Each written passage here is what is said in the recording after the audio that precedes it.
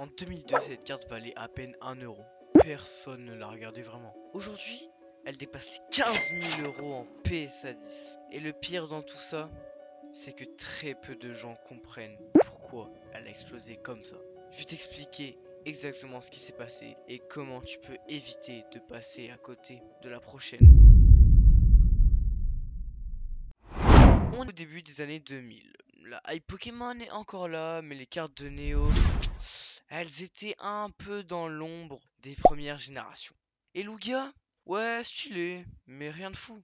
À l'époque, tu pouvais en avoir une pour 1 ou 2 euros, easy. Et surtout, tout le monde s'en foutait qu'elle soit bien centrée, nickel ou pas, avec une tache, rayure ou pas. On s'en fout de ça. Comment Lugia est devenue une des cartes les plus chères? D'abord, le facteur nostalgie a fait son boulot. Lugia, c'est une des mascottes les plus stylées, donc forcément, ça touche les gens. Mais le vrai game changer, c'est la qualité d'impression catastrophique de Neo Genesis.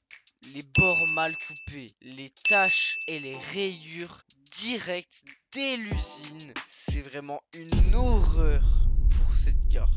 Et c'est extrêmement dur d'avoir une PSA 10 de cette carte. Il y a moins de 50 exemplaires en PSA 10 dans le monde. Et en français, il n'y en a même pas une seule en PSA 10. Le résultat, une rareté naturelle, pas artificielle comme certaines cartes promo. Non, une vraie rareté conditionnelle et ça, les collectionneurs sérieux, les investisseurs, ils surkiffent.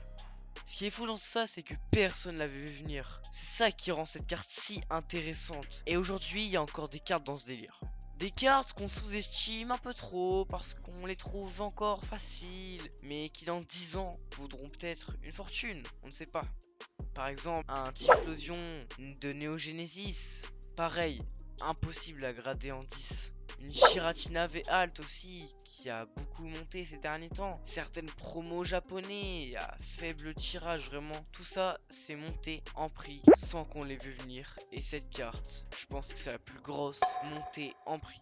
Ce qui fait aussi de sa rareté, c'est qu'on ne pourra plus jamais la voir. Des displays en français, il n'en reste que 2 dans le monde. En une display, tu peux avoir maximum 12 holographiques. Et dans Neo Genesis, il y a combien d'holographiques?